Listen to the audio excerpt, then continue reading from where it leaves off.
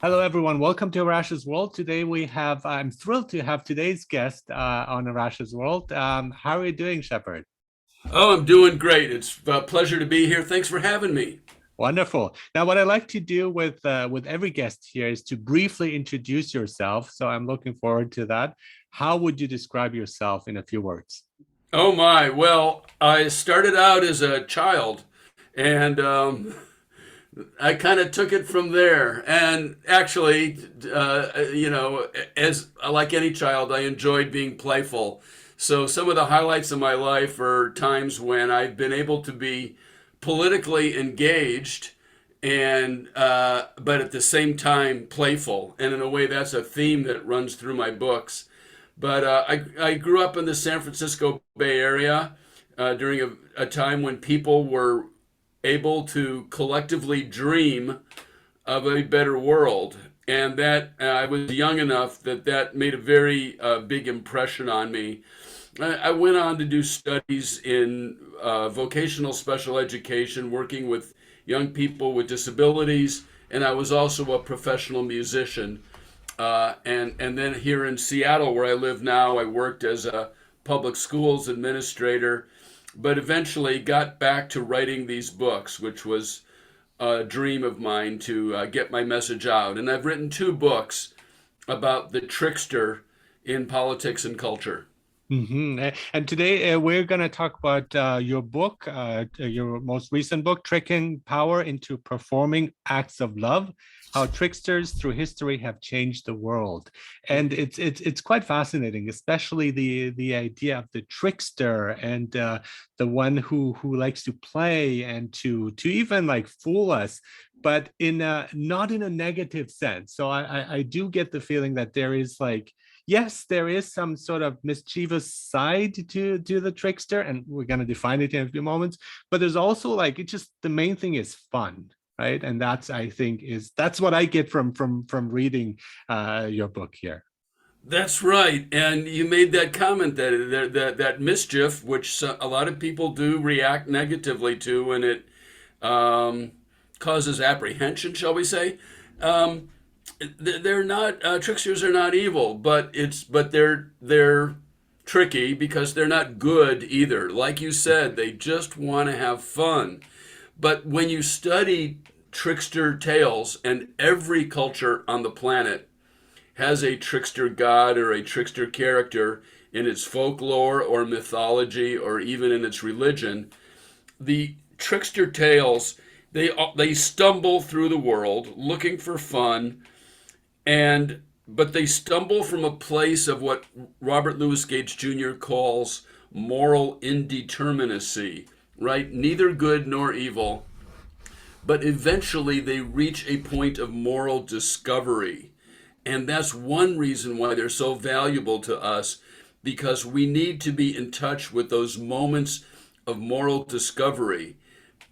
Personally, I'm not a big fan of doctrine, whether it's political doctrine or religious doctrine, left, right, or center.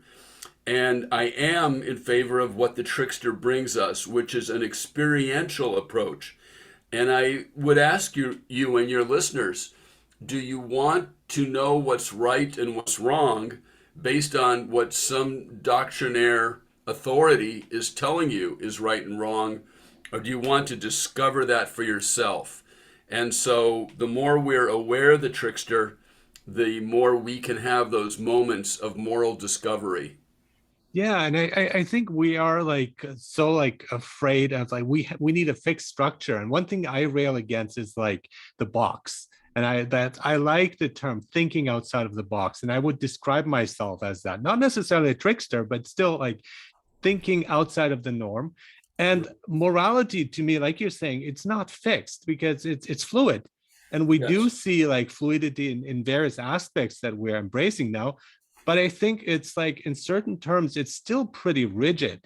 And as you mentioned, political doctrines and stuff. I mean, it's like you either on this side or on that side. And I like Socrates for me. That's the ultimate trickster. And so when I talk to Ah, somebody who's religious, I try to convince them there is no God, and somebody who's not, I try to convince them there is a God, and I just for the heck of it. So maybe I am a bit of a trickster there.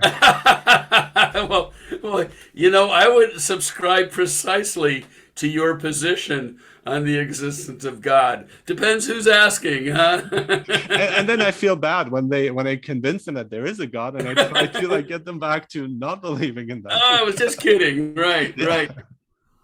But I think that kind of is important, and we're just especially nowadays, I feel more than before, we're taking things way too seriously. Right. I think that's a big part of it. And I tell this to folks, if I'd written a book about great warriors, the great generals through history who have fought in wars and won and lost battles, everybody in the audience would know exactly what I was talking about, because we live in a warrior culture, and we're so immersed in it, we're oftentimes not aware. And too often, and this is part of the seriousness of the times that you talk about, we think we can solve our problems by defeating our adversaries, and that often we are turning to violence as a way to solve problems, and we know that that doesn't. Now, I'm not against the warrior. The warrior is capital W. Warrior is an archetype. You can't kill an archetype. They all have to have their place. But I think it's time for the warrior to sit down and shut up for a little while and let the other archetypes, not just the trickster, but the mother, the hero, the artist, the fool, the lover, the jester, the shadow, the innocent, the outlaw, the shapeshifter, the sage, let them have their say, and the trickster. So the problem is, when we use the word trickster, we don't live in a trickster consciousness, so people don't really agree on what I'm even talking about. And that's why in that first chapter in the book, I talk about the 10 attributes. But I will say, because we don't have that much time, but I can give people a shortcut. And I live in the United States, and but American culture, of course, is everywhere. And if you want a shortcut to who the trickster is, the great American trickster is Bugs Bunny. Yes. And if you understand Bugs Bunny, you've got pretty much a handle on who the trickster is. But I discriminate between tricksters who are fictional, like Bugs Bunny, but also like Loki, who's an actual Norse god, or Wachankaga, or the Huli Jing, these other trickster characters that are fictional. So they're either a religious or a mythological or a folklore figure, and that includes cartoon characters. And I use lowercase t for human beings, with whom the force is strong. And that could be anyone from Marcel Duchamp to Lord Buckley. Who's Lord Buckley, you may ask? Lord Buckley is the most famous person to have never become famous. And he gets a whole chapter in the book. Yoko Ono, the force is strong with her, the Marx Brothers, Thelonious Monk, Banksy, the Yes Men, Sacha Baron Cohen, Buster Keaton. Mae West is a favorite of mine, and she gets a lot of notice in the book. So those are lowercase t tricksters, human beings who have that spirit in them. I like that, the spirit, and and there is like a common denominator, if you like, between all these people that you mentioned. And for me, the embodiment, Lord Buckley, thank you actually for pointing out to me, because I was not aware of it, and he's been so influential for many of the other generations of musicians and artists that came. And for me, like the Beatles I see them as tricksters, and they were influenced by Lord Buckley. Right, right. In fact, if you've got some Bob Dylan fans out there, if they look at that, and a lot of people make the case that Bob Dylan's a trickster, and everybody's got some in them. There's a little bit of the problem with Bob Dylan, because he doesn't allow himself to be humiliated. And part of what happens with tricksters is they take chances and they play tricks, and their tricks backfire on them as often as they work. And so they are always willing to risk humiliation. Mhm. However, what's the name of the Bob Dylan album right before Highway 61? Bringing It All Back Home. If you look at the photograph on the cover of Bringing It All Back Home, Bob Dylan's sitting there in the living room. He's got some record album jackets and a woman. She looks like a fashion model or something sitting next to him. And then there's a fireplace and there's a mantle on the fireplace. If you look closely on the mantle of the fireplace, there's a picture of Lord Buckley. No way. Okay. I'll have to do that. And in fact, there's a very early recording. It's called Bonnie's tape, and Bob Dylan was like in a hotel room in Minnesota just playing for some friends, and somebody recorded it, so you can find bootlegs of it. And in one of them, I can't remember which Lord Buckley routine it is, but he takes the Lord Buckley routine and sets it to music and Mhm. performs it. Mhm. And So he's touched everything. Yeah. it's just the spirit again that he passes on, that kind of mischief and playfulness. And I love Bob Dylan, but I see more as a shapeshifter who just like constantly Yeah. reinvents himself. It's like Yeah. always somebody else, and sometimes fun, sometimes not so much fun. But again, that's his thing. But Right. I think with Lord Buckley, it's just like he's also the way he died. I was just checking on him was just very tragic too. Yes. It was, and there's a lot of mystery surrounding how he died, and you know, beneath his fun-loving caricature, and the force was really, and you could make the case that he was the greatest, you know, lowercase t American trickster. He suffered a lot. He wanted to make it as an entertainer, and he never really made it big. Now he's self-destructed a lot. You know, he had an offer once to do a whole campaign for Coca-Cola, Hmm. and he showed up at the business meeting with a couple of prostitutes, and I think he was making an anti-capitalist statement and bringing a symbolism to what they expected him to do in these Coca-Cola commercials. On the other hand, he would have been paid very, very well, and he would not have died in such mysterious and somewhat forlorn circumstances. The other thing else, you know, he just never had any money, and but you know, he brought he did a lot to bring black culture, in particular black vernacular, into the American mainstream. You could make the case that he was the first beatnik and the first hippie.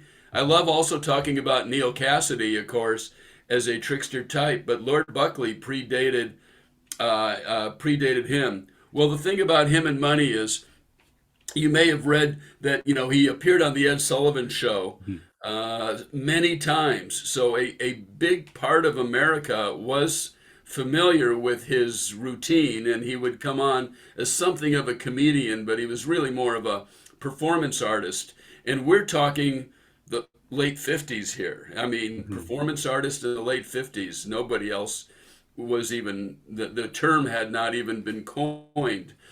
My point is, Ed Sullivan just loved him, and I'm going to hope that your listeners know and remember who Ed Sullivan was. But it was the most popular American variety TV show that we all watched Sunday nights, and the first where the Beatles appeared, you know, was a big, big deal. Anyway, Ed Sullivan was, as wealthy as he was known to be very cheap, and he watched his nickels and dimes very, very carefully. However, when Lord Buckley died, he was in debt for over $100,000 to Ed Sullivan because Ed Sullivan loved him so much and wanted to help him succeed and loaned him money multiple times. Mhm. Yeah, But and so the just going to here also the main idea here is disruptive play that you explain in right, different ways of like kind of breaking the structure in a way or making fun of it or showing us kind of like a mirror of like showing us what things are. And can we talk about that? And one of the point that you make is that it's they want not chaos but it's anti-structure.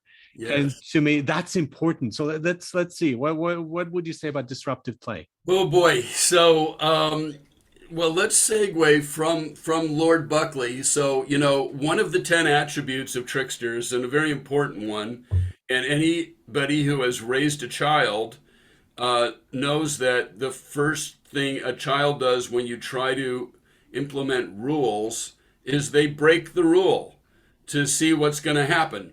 And that's the childlike quality of the trickster, that they are rule breakers and boundary crossers. And God bless boundary crossers. It's boundary crossers who make art great, who give people new ideas, who unveil things. And so that is how disruptive play occurs. Um, Sticking with Lord Buckley for a minute, so he did things like, he was kind of like Andy Kaufman in a way. He would break the rules of comedy, and he would stand in front of an audience and he said, "Would it embarrass you if I told you that I love you?" And he would say this, in public in a nightclub setting. And he once he was friends with Frank Sinatra, and once while Frank Sinatra was performing, I can't remember if it was a Florida club or a Las Vegas club, and he paraded again. In This is in the 50s. He got 50 people to take their clothes off and paraded them naked through the club. That's disruptive play. So, to put it simply, I look at three kinds of playfulness: original play, cultural play, and disruptive play. So, original play is what all animals do, and little baby humans also.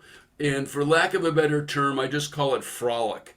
You're rolling around on the ground, no hitting, no biting. That's not sexual. No tickling, no clutching, but you're kind of wrestling around, and you can enter this state of grace, this state of playfulness, where you're just having fun, where little games might emerge, but they dissolve as quickly as they emerge. So there's no keeping score. There's no winners or losers. There's just playfulness. Then you get cultural play. Cultural play is when we organize that energy into a game or into a matter of achievement. And so it's everything from going to school and trying to get a good grade on a test to winning a football game. And of course, in its most toxic form, cultural play is war, which I do have a problem with. But cultural play itself, it's not a bad thing. It just has to be held in check. And of course, the warrior, that's what they're always about, winning and doing cultural play. So disruptive play is when you introduce original play into the competitive arenas of cultural play. So that's the kind of thing Lord Buckley was doing. I'll give you a banal example that people may remember: streaking, where someone would take off their clothes and run across an NFL football game. NFL football being, highly organized form of cultural play. There's a lot of money at stake. As you said earlier, there's a seriousness to it. Even though they're playing a game, people take it very seriously. And this guy goes naked and runs out and says, "Woo!" And he's just being playful. And of course, they get in trouble and they get arrested because cultural players don't like it when somebody breaks up the game. The other example that I like using is when during the Vietnam War, Abby Hoffman and maybe 20,000 demonstrators performed an exorcism on the Pentagon and levitated it 30 feet off the ground. Nobody can prove that they didn't because it wasn't covered by the media, but there's a great stories connected to that. And when you think about it, the Pentagon is the planetary center of cultural play. It's the greatest concentration of military power in history. Now, Arash, this can bring us back to the original idea of a trickster stumbling into moral discovery. I make the contention that it is through trickster tales that we understand how we can come to moral positions experientially. And I contend that tricksters are anti-war. Now, why are they anti-war? Are they anti-war based on some moral doctrine that says peace is good and war is bad? No. They're anti-war because there is no activity on the planet that is less fun. Mhm, mhm. than war. Yeah. And tricksters just want to have fun.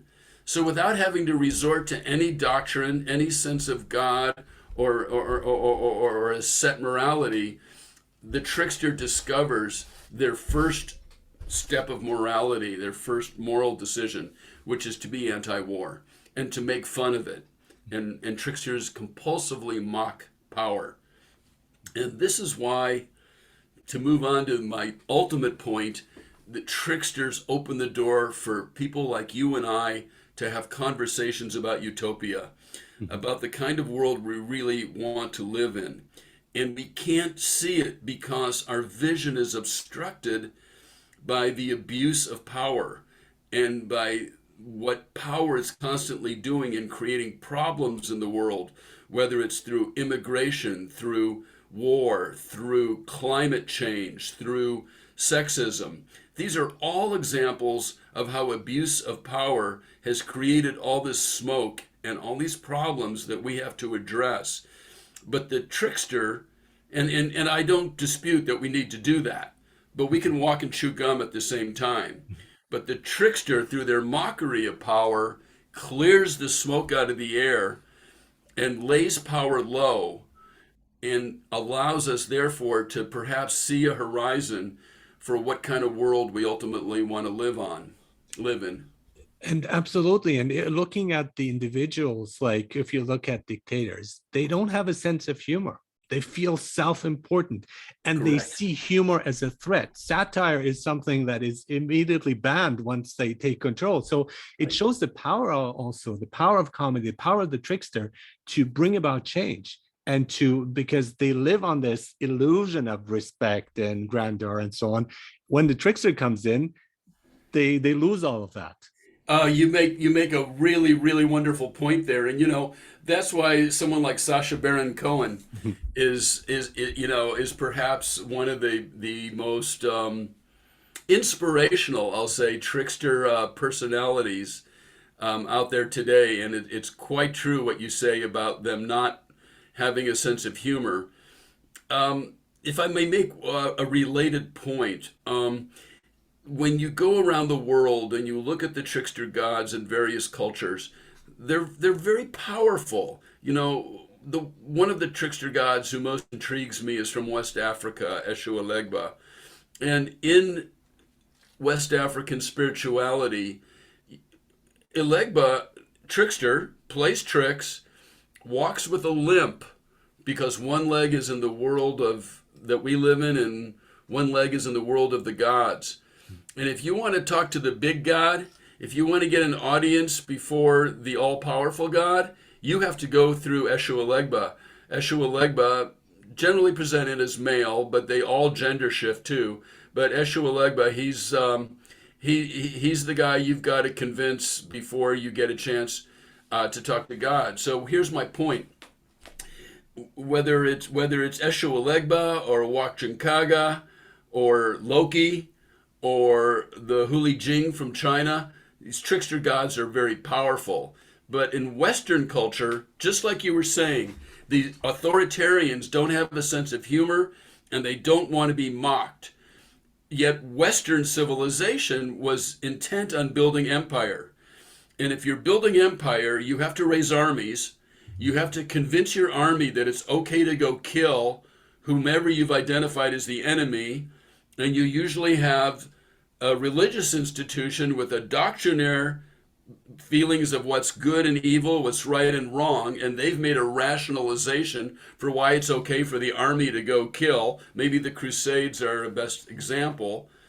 Um, you can't have some trickster, powerful trickster god running around making fun of it.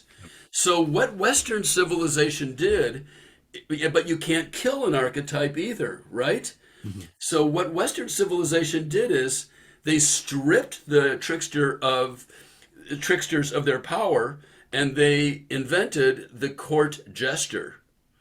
So the court jester is allowed to speak truth to power, but has no power, which distinguishes Western civilization from the rest of the world. Until World War I, when you had Dada, And Dada was an anti-war movement, Mhm. but it was also a place. What I call it is the jailbreak of the trickster. They removed the handcuffs, and they refused to be the court jester. And they were not only an art movement, but they were an anti-war movement. So the tricks they're definitely an a societal animation of the trickster spirit. But even like as you talk about it, the source of religion and the Christian religion, I mean, Jesus himself was a trickster in my point of view. I mean, he hung out with prostitutes. He would turn water into wine. He would hang out with children. So to me, that's the embodiment of it. And that kind of sense of humor too. It's like, oh, check again. Look, guess what? Your water has just turned into wine. I mean, Yeah, if whether it's a true miracle or it's a trick, it doesn't matter. It's the spirit that's behind it. It's like, let's have fun, let's celebrate, let's right. enjoy this wedding. And I mean, yeah, he sees his followers prostitutes, and he said, let's not judge them. Let's be like children. That's the ultimate thing. But what happened? I mean, we've taken a completely different route after that. Yeah, he kind of pissed off the Roman government, didn't he? Everyone, the priest, Everyone. yeah, No sense of humor there. yeah.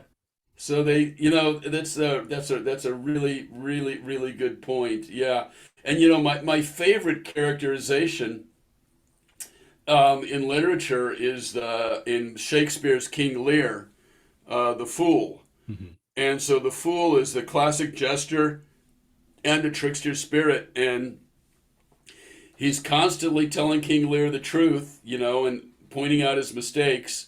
And King Lear, representing power, representing the warrior, representing someone who's losing power and becomes more desperate, won't listen to him, and then all of a sudden Shakespeare springs on us this other attribute of the trickster, which is that they time travel.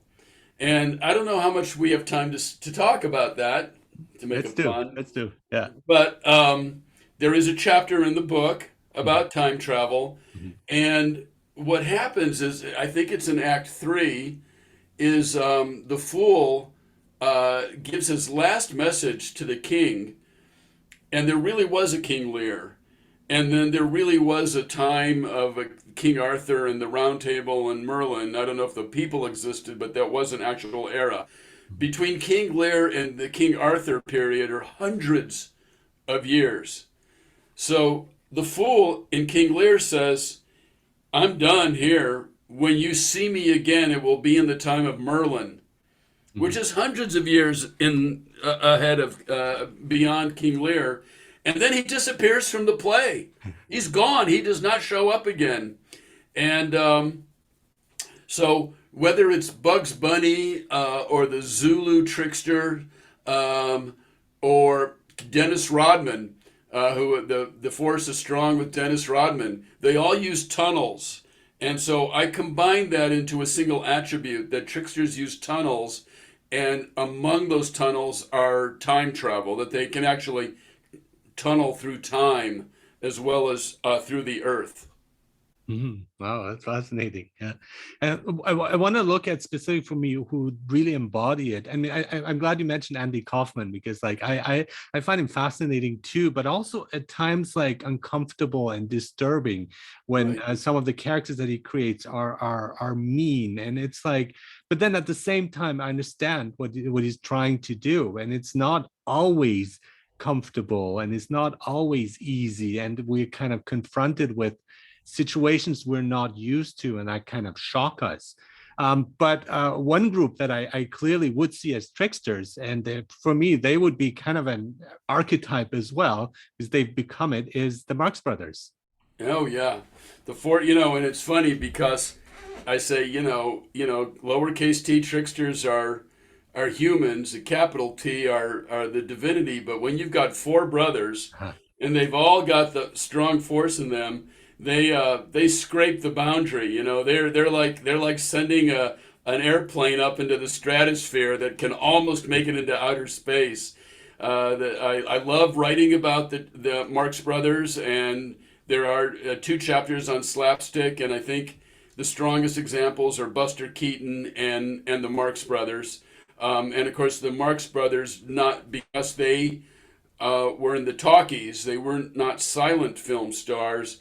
They took the gymnastics of the slapstick stars who are trickster types, and they're using gravity and the pratfall as their instrument of tricksterism.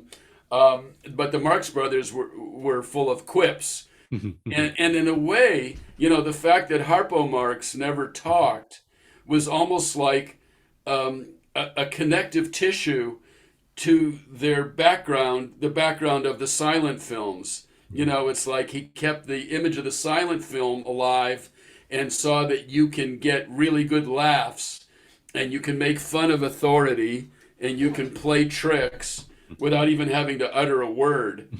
And of course, Groucho was the master of the quips. And in the book, I think I use a dialogue between Chico and Groucho to show the trickster type and the fact that it invariably they mock power. They're always acting as imposters of people in power, whether it's the president of a university or a bank president or a dictator in a country. They're always poking fun. And Groucho has said, we're just in it for the laughs. We're not political. I don't agree with him, but I think he said what he had to say because as a performer, you continue to have cover. So many of my examples are in the arts because the arts is a safe place to do it. And that's why not only Andy Kaufman, who got in trouble so much, and we should come back to that quality of meanness that you sometimes see, but to me, that's why Abby Hoffman, and both of those guys, Kaufman and Hoffman, they both get chapters in my earlier book, Disruptive Play.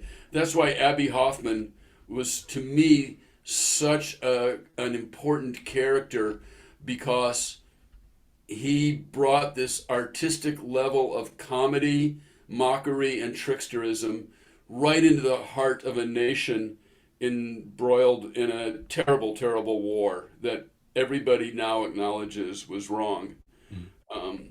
Now, the whole meanness thing, I don't know. It's like tricksters, they don't set out to hurt other people, but it's not their first consideration when they're developing a trick or a joke.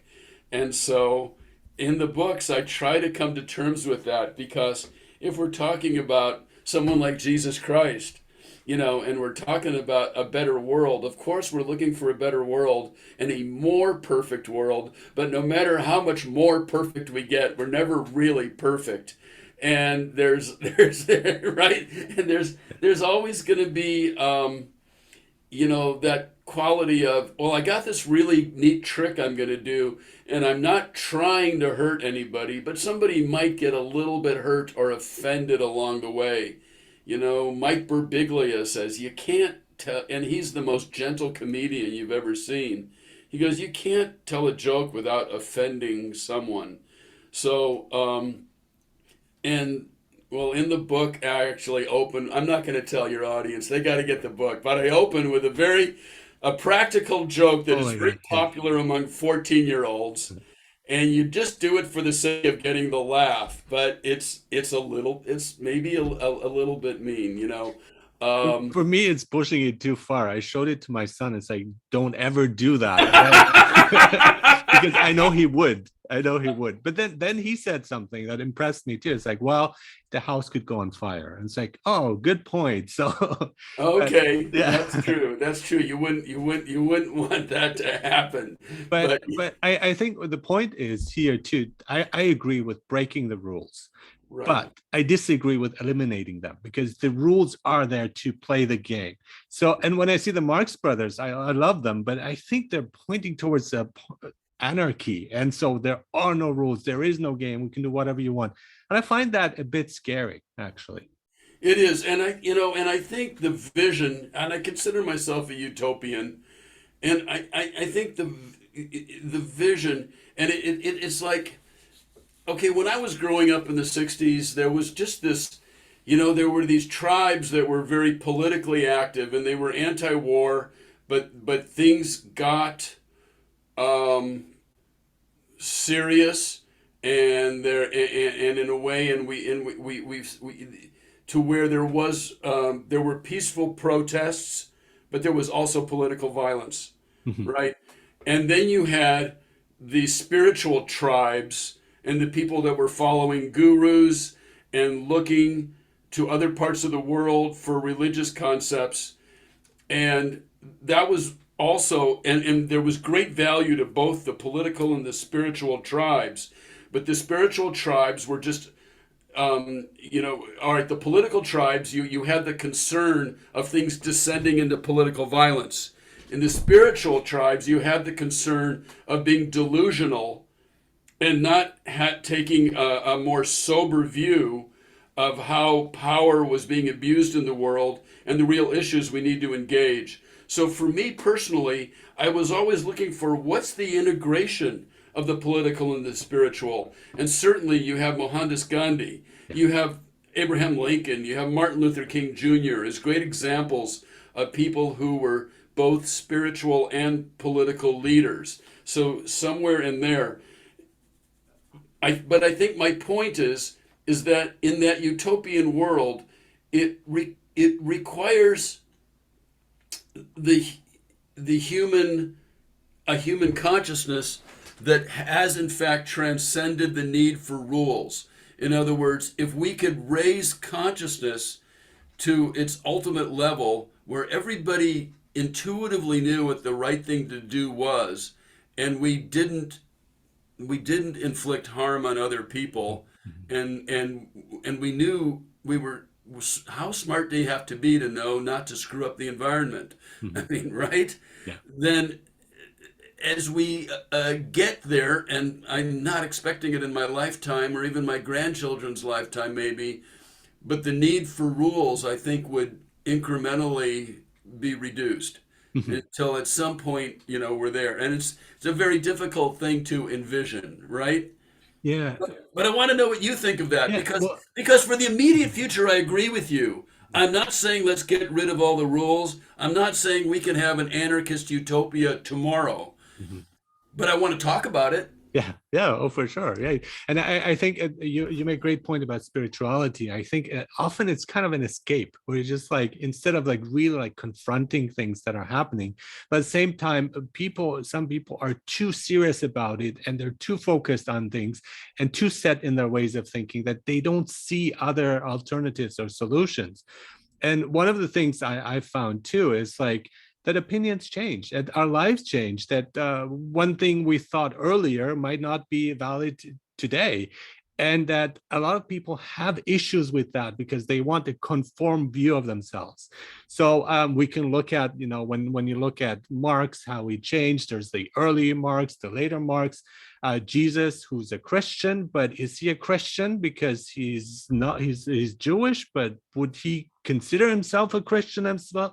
So it's like all these things, and it doesn't actually matter. I mean, I'm just bringing it up just to destroy that and say, it doesn't really matter. We just have to be open to things, to experiences, and let them affect us and think about them, of course, our own views. One example I want to give briefly is because I thought technology would harm education, and I was maybe had an anti-technology stance. And here I am doing my podcast over Zoom and using technology to do that because I realized, wait a minute, there's so much there that I can use. There are parts of it I don't like, but parts I do like. Right. So we shift in our opinion based on the experience interaction we have. And I think a lot of people have their prejudices because they're not opening up and they're not having contact with the other. And they see it as a threat, as something out there. It's very different from me. But once you are in contact, you realize, wait a minute, I was wrong and this was completely off. And that's okay. That's Right. okay to switch. Yeah, yeah. Yeah. So if I could tell one short story before we run out of time, when folks look at the cover of the book, Tricking Power into Performing Yeah. Acts of Love, Yeah. that's exactly what it's about. And the cover has the raven on it.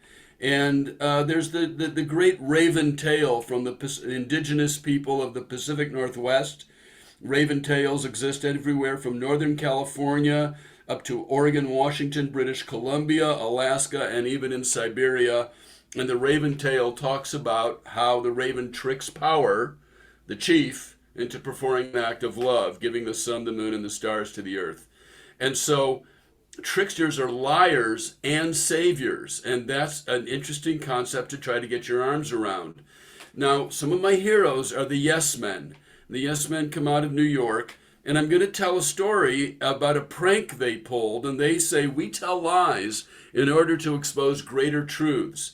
And you tell me what you think of this prank they did.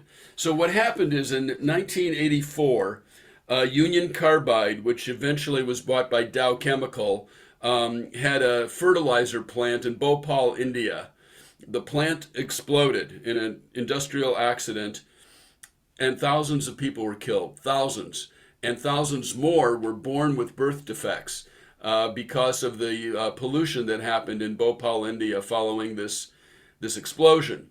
So it was a terrible, terrible thing. Dow Chemical was able to negotiate a deal with the government of India and gave pennies to the victims of this tragedy. So the yes men come along, and it was like the 20th anniversary of this tragedy, so 2004, and they did a mean thing. They impersonated vice presidents of Dow Chemical.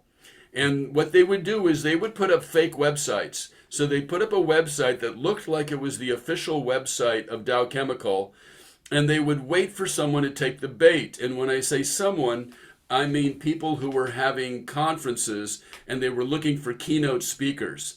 So sure enough, this association of British bankers stumbled into the website, thought it was Dow Chemical, contacted the yes men, impersonating, in the spirit of the Marx brothers, impersonating vice presidents from Dow Chemical, and invited them to come give a keynote address. So they go to England, they get on BBC4, so millions of people hear them talking, and they go to this conference, and again, impersonating these vice presidents, they apologize publicly for the tragedy in Bhopal, and they agree to more reasonable, I'll say, and therefore more money. And in fact, I think they agree to bankrupt their company and give the money to the people of Bhopal to compensate them for the tragic loss 20 years earlier. Well, of course they get caught, but this trick creates a win-win. Either Dow Chemical has to say, well, these guys were impersonating us, but they're right, and we're going to give the money to Bhopal, or they'll go, these guys are mean impersonators of us, and we're not giving any money to Bhopal, which is what actually happened. And then they go, that was a really mean thing to do. Look what you did. You raised the hopes of the people of Bhopal that they were going to get something that they weren't. That was really mean. And so you know what? They said, maybe you're right. So the yes men went to Bhopal to meet with the citizens, and they unanimously, the town of Bhopal thanked them for bringing international attention to their plight. Yeah. Classic trickster. Marx brothers are the theory. The yes men put that theory into practice. And I think in that case, it's fine. I mean, there's always deception with tricksters too. You need to deceive in order, and that's the sense of humor there too. And we appreciate so much more when there is a certain level of deception going on. And like a magician, you just like, and suddenly you reveal it. It's like, guess what, Yeah. And I think that's hugely important. I was wondering, how important is also like music for you in your in writing this book, as well as following this style? Because jazz music, to me, it's like that is really like adjusting on the moment, and rock music itself too, when we look at the especially with the beatnik generations and the rockers. So how important was that too, and an influence in writing this specific book? Well, my undergraduate degree is in music, and I grew up in the Bay Area where there was so much musical talent, and I, in particular, became a close follower of the Grateful Dead and had many inspirational moments at their concerts. But let's not forget all the greats that came out of, I mean, Santana played at my high school graduation, Oh, cool. and they were an up and coming band. And Joan Baez went to my high school. Grace Slick went to my high school. So it was really quite the time. So you couldn't help but be very influenced by music. And I will also say that this book has two beating hearts. Now, besides the slapstick and the Lord Buckley and the time travel, the real hearts of the new book, one has to do with the feminine and the female trickster. And Yoko Ono gets an entire chapter, and we know that her husband was very musical. And really, of the Beatles, I mean, you got to say, John was the trickster, the strong trickster character. And the other beating heart is of African culture, and this brings us back to music, and that Eshu Alegba made the Middle Passage along with all the enslaved Africans who came to the New World and reemerged in the context of voodoo and vodun, and emerged in the music of Brazil and the music of the Caribbean and the music of the southern United States. And so that the trickster spirit, and I think it's really hard to give specific examples of how Eshu shows up in New World Afro, I'll call it the Afro-Atlantic, in Afro-Atlantic music, but Eshu is there. Now, when it comes to, I love the way Arash you talked about being that Jesus was like a child, and that other great trickster figures are so in touch with their child. For me, in music, the early 20th century composer Eric Satie Oh, yeah. best represents that childlike trickster character. And like Jesus, he was a Pied Piper in his town, and children would follow him around. And in jazz, Thelonious Monk has always been the talent that most impressed me in that way. That his music has he's one of the great geniuses of jazz. His music is very sophisticated. I think he came through Juilliard, and yet when you listen to it, he can sound like just a little kid at the keyboard. Mhm. There's a playfulness in almost all of Monk's music. Where would Elvis fit in there? Where would Elvis fit in? Well, I mean, Elvis was a conveyor, right, of African American musical values into a broader mainstream, and he unleashed this rule-breaking energy, right? Because Yeah. we got more sexual. The rock and roll music was more sexual. It was more wild. It upset people. It did a lot of things that tricksters do, And so I think I don't see Elvis himself as a trickster type, but I think, and that's my point, Mhm. is that I'm not encouraging people, or I tell the stories of tricksters because I want people to get it. But I want us to get it in a way that if we have a trickster consciousness in the same way we have a warrior consciousness now, where it's just more prevalent, people are more aware of it. And this is the hardest question I ever get. People say, well, I get what you're saying, but what do you want me to do? And I refer them to the yes men.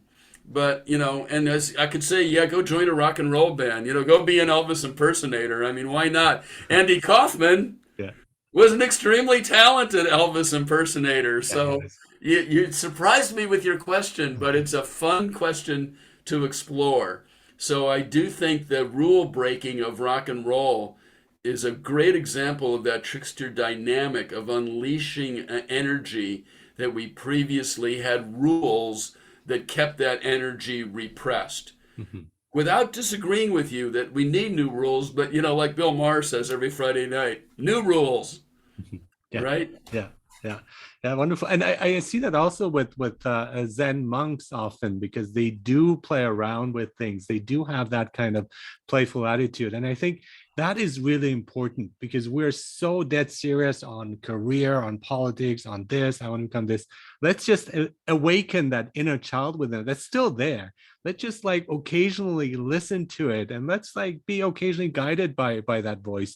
And I think more people need to do that. So it's like we're not just kind of feeling so rigid and tense. If Elvis knew it was an act and he was just like, oh, I'm just kind of like Sacha Baron Cohen, then I would say, yes, he's a trickster because he fooled us, right? Right, But we right. don't know that. We We don't know don't know that. that. Right. That's something else. But what I do know is, Dr. Shepard Siegel, it's such a pleasure talking to you. Your book is fascinating. And again, I want to remind everyone, it's called Tricking Power into Performing Acts of Love. I think we saw that here too, how tricksters through history have changed the world and continue to do so. A subtitle on the subtitle. Good for you. Well, Yeah. thank you very much. It's been an absolute pleasure to be here. I hope your listeners enjoy this podcast. And um, if they, besides getting the book and reading it, if they go to my website, they can fill out the little contact form, and I send out little newsletters once in a while, not very often, but I did one on Taika Waititi from New Zealand recently, and boy, the trick, the spirit, the force is strong with him. He's Yes, amazing. definitely. He is. Yeah. Thank you so much, Dr. Siegel. Such a pleasure. Thank you.